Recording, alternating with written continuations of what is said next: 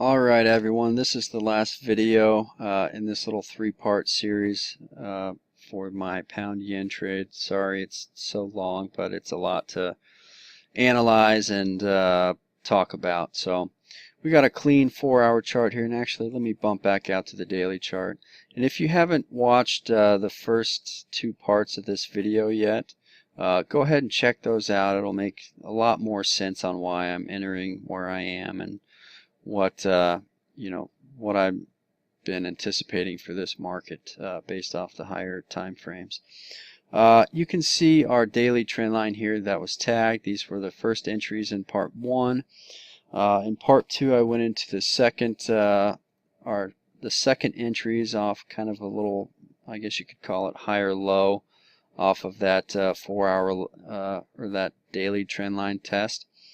And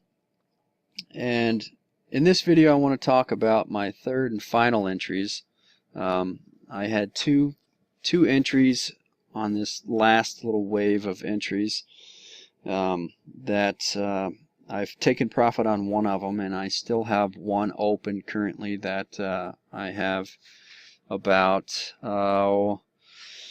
my stop loss is at plus 265 pips, and I have just a little less than 600 pips of open profit on that final position. So on the 4-hour chart, you can see our daily trend line. This is our channel topper, this little corrective structure that price was forming, and you can see after we tested that daily trend line, we had a nice little break and close above that 4-hour trend line there. Let me clean this up just a little bit to grab that wick there and these two little retests there. So once I was taken out of my second series of trades on this that you can see in part 2, I wanted to just kind of sit on my hands for a little bit and see how price was going to react.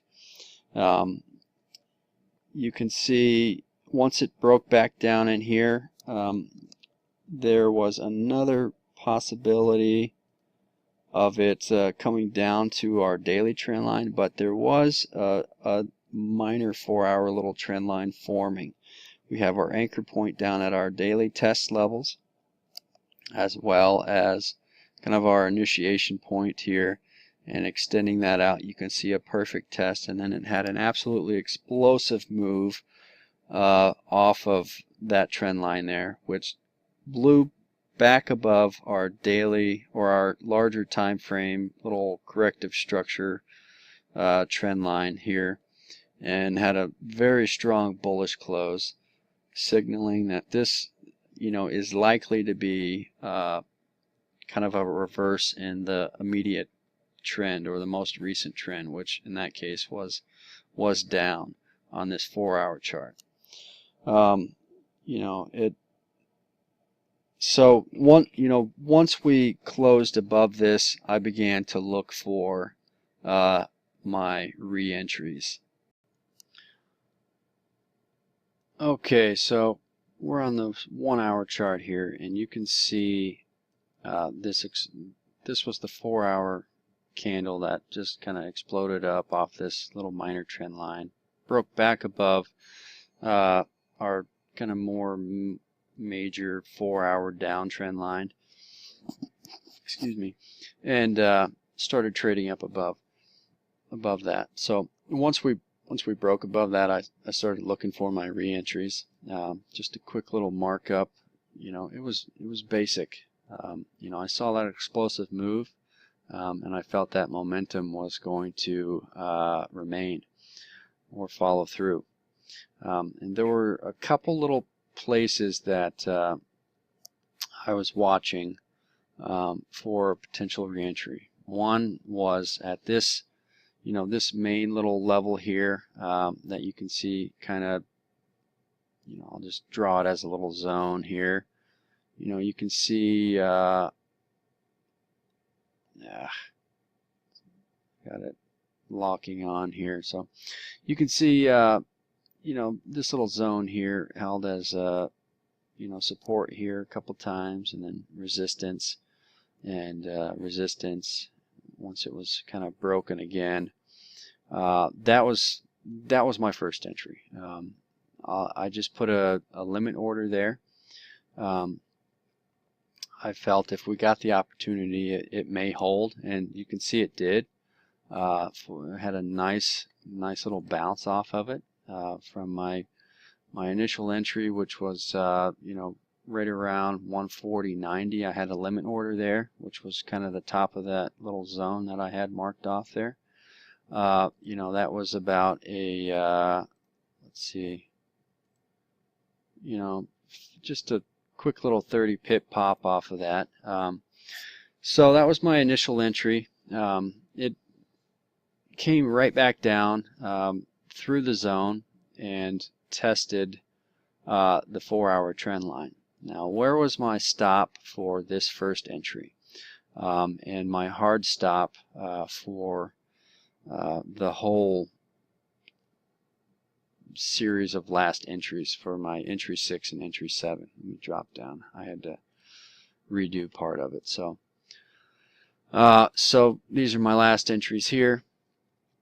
That was the reason why I got in there. That lined up with the 50% of this little impulse move up. So that was the entry. That was the reason for that. Stop wise for both of these entries, my initial stop for this one was just below this, and this trade nearly was taken out. The reason why I put it right below here was, you can see we're below this little zone I had. So I could have placed it just below that zone, but I wasn't as confident in that zone as I was this 4-hour downtrend line.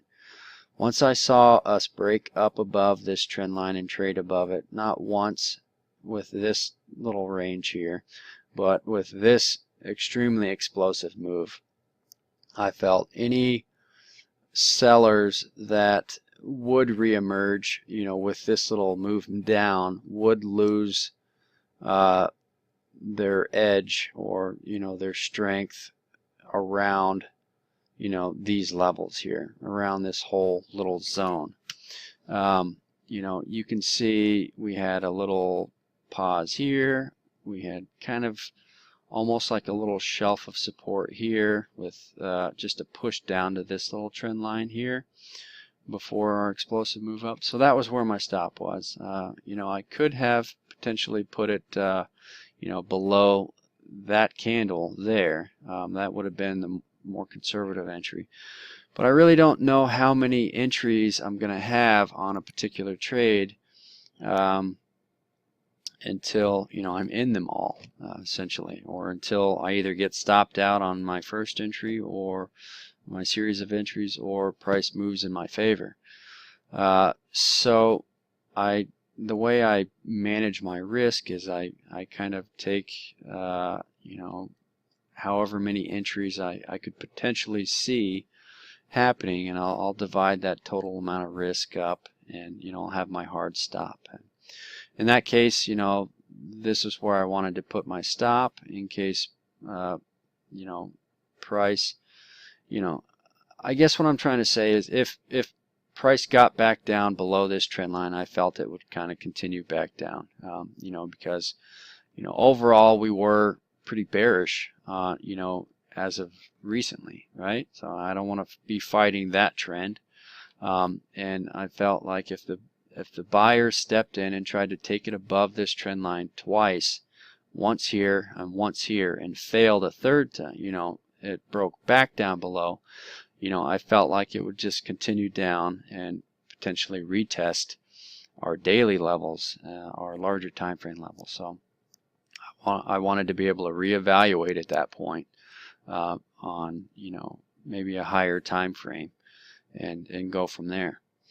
So that was where my stop was. I literally came probably maybe 10 pips from being stopped out on this trade overall. between these two entry points. That was my first entry. My second entry was a test of our 4-hour trend line and our 61.8 fib retracement, somewhere right around in here. I'm not entirely sure. It was one of these tests. Let me try and figure out the time that I entered on that last one. So this is my open position here, 11:17. You know, I'm not entirely sure if this is Eastern time or what, but let's see.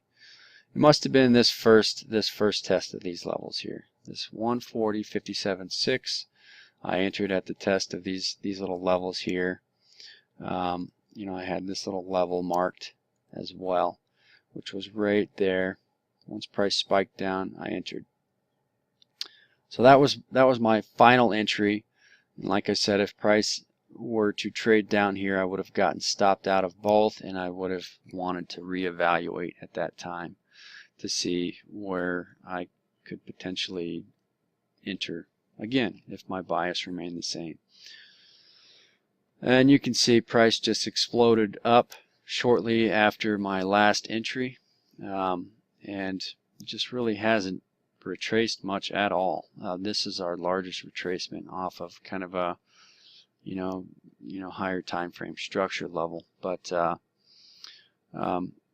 I went for just I got a little over 1-to-1 risk to reward on the first part of my position before I moved everything to risk free, and that was essentially at the previous highs here. You know, we're on the 4-hour chart on my little entry charts here.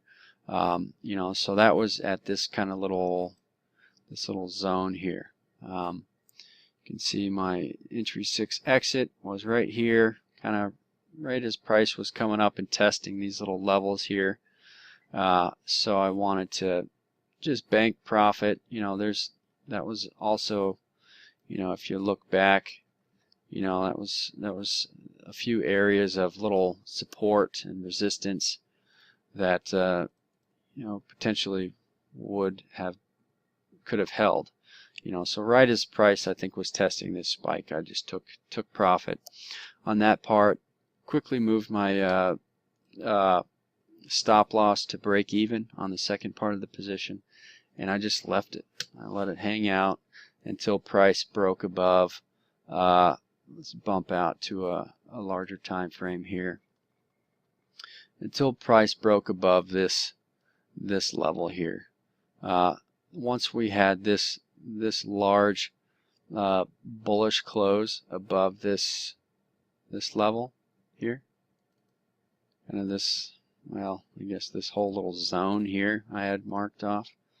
Once we got a close above that and we started consolidating, that's when I started trailing my stop up. You know, I rolled it. Let me see here. We broke up above here, and that's, let me try and undo that. So that's where my stop currently is. Once we broke up there, I started trailing my stop. This is currently where it's at. It's sitting at about 200 and, well, right here, 265 pips of profit with 590 total open. Once the market opens, depending on where we open, we are kind of double topping here a little bit, but we are above a little zone that I had mapped out last week before market close here. This little zone here, we traded above it, came down, and caught some buyers again. So if we're going to continue up, it's yet to be seen, but market open, if we can get above this little high here, I'll likely move my stop up to around 145 to secure even more profit. So this was the evolution of a 1,000 pip trade. Like I said, I've banked pocketed over 716 pips so far, with 265 protected.